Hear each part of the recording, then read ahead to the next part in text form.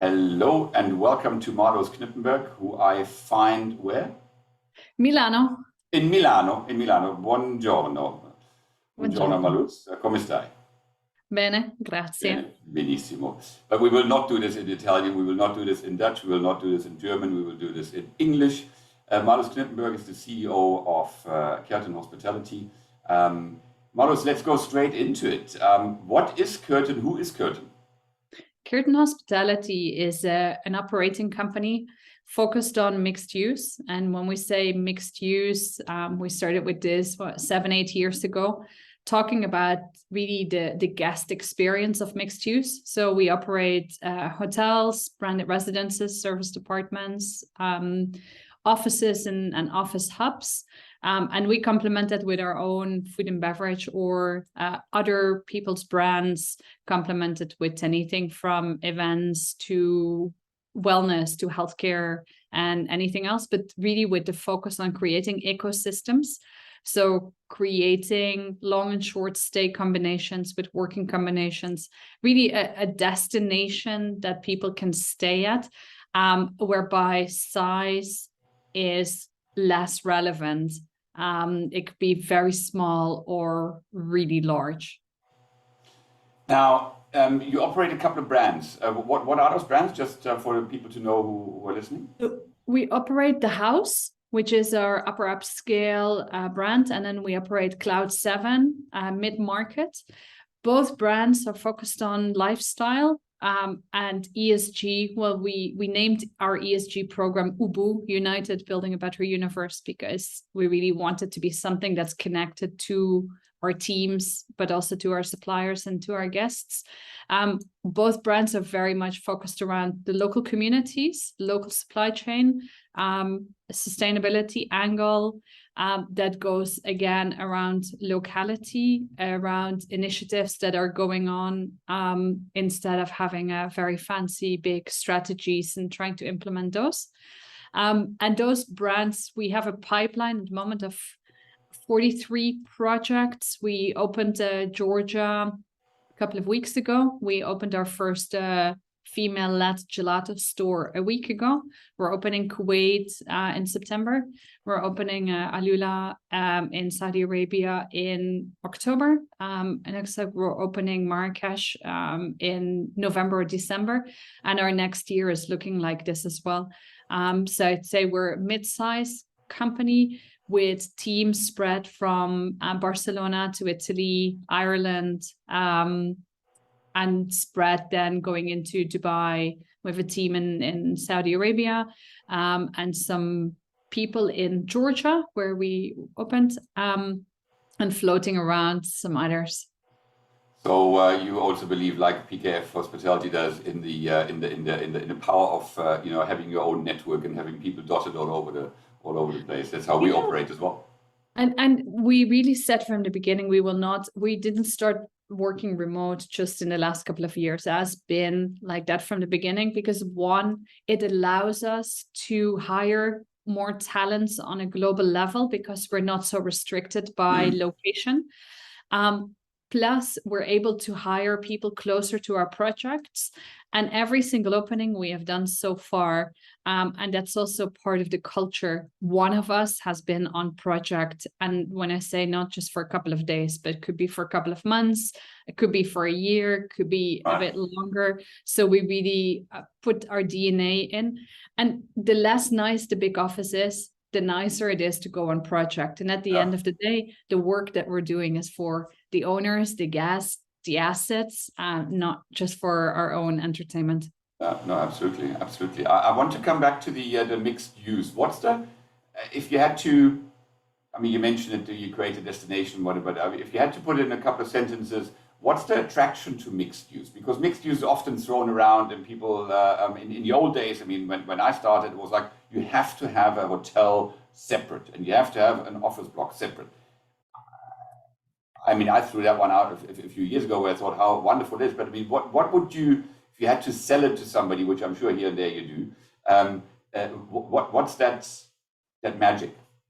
The magic is a combination of a long and short stay in one building, complement with a business hub or club, and that could be from private offices to an area where you can have more private meetings, or you can book an office and a room, or could be an event space that is not a ballroom or a classic meeting room, but I always call it, it's a beautiful blank canvas, gorgeous flooring and ceilings, that you can convert into anything. And when I say long and short stay, it doesn't matter if you have only a few units that are residential or service departments, or a few units that are hotel rooms, or you have one product where you build the facilities for people to stay longer or shorter. I'll give you an example. Our service department or branded residence in Aqaba was developed for long stays, and they're all individually designed. They have great spaces, and it's a product that people want on a short-term basis. But when you do that, normally short-term is for a leisure season, not necessarily for corporate season. When you combine the short and long stays, and you combine the leisure and business, and you create a destination, it allows you to drive business all year round. And when you have community areas, if you have a community area in a residential building, the amount of times the community space is used is very little.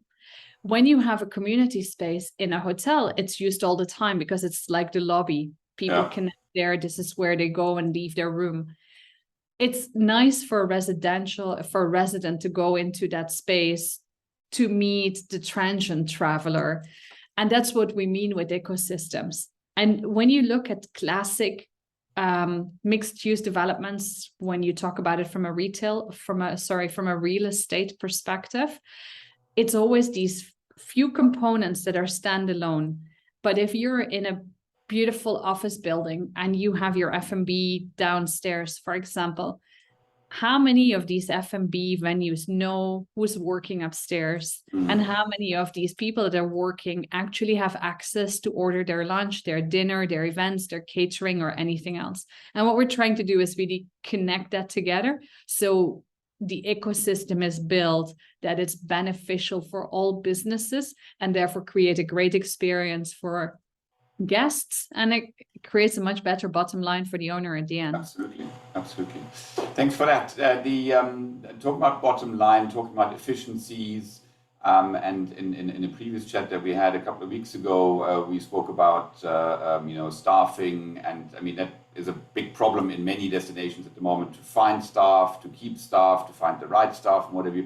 And you mentioned then, and I kept that for today, that question, that you managed to be more efficient, to run your mixed-use developments, your setups on a lesser number of staff. How do you manage that? I mean, where are those synergies that you find?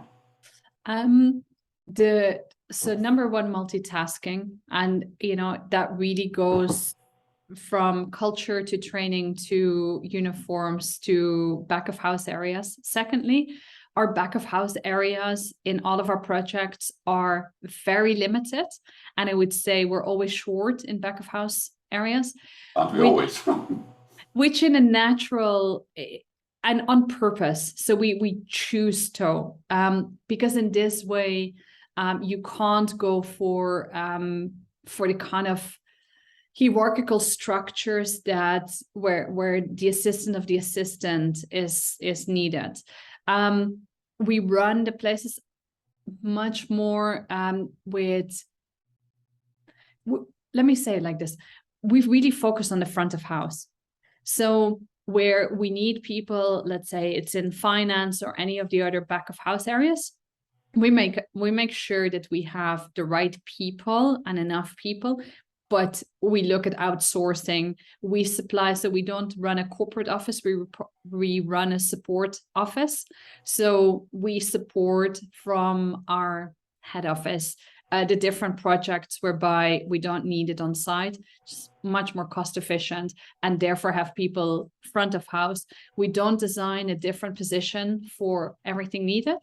And because we outsource part of our F&B venues, or we collaborate, or we bring other people on to set up, the utilization of space is much better. And because we utilize the space better, you don't have a lot of open spaces, a lot of square meters that is underutilized where we need staff. And I think when we look at, you know, staffing levels and the complication of hiring and finding staff, I would say we've been very lucky, knock on wood. But I think people are looking for something different. The times that you have somebody who stands 8 hours behind a reception desk and only doing that and having to stand there, yeah. And this already starts in the design, right? Cloud 7 as a brand does not have a reception desk. Yay! I love it. Yes, we started with this years ago, and we've had a lot of discussions about this, but there's no need. There's no need. In the house, we have the pods, and it's so much easier to come away from a pod than having a really grand reception. It's a barrier. It's like a big block between you and the guest.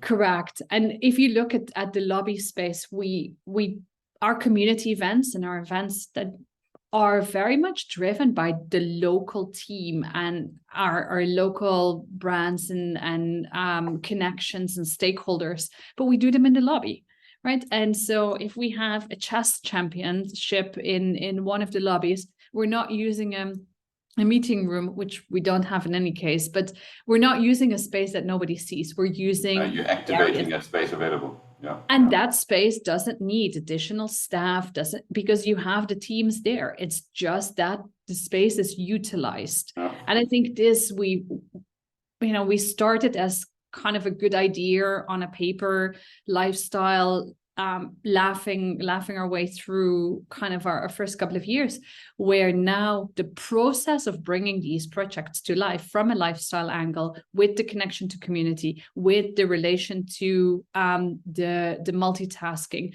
when it comes to the process of how we report, where we report, and how we look at the profit per square meter, I think we've really... Yeah. I can't say we've nailed it, because there's always work to be done, right? But I would say we found a very good methodology to bring these to life and deliver a better bottom line to owners. So what took for some players a pandemic, you were already planning before the pandemic hit us in a way, because that's what a lot of people have now tried to do and refocus on bottom line and refocus on inefficiencies and everything else. Talking about efficiencies, I'm not very efficient with my time here because we are already way over, but it's great talking to you. Just a last couple of words on where to next. I mean, you've got a 45 pipeline or 43, whatever you said.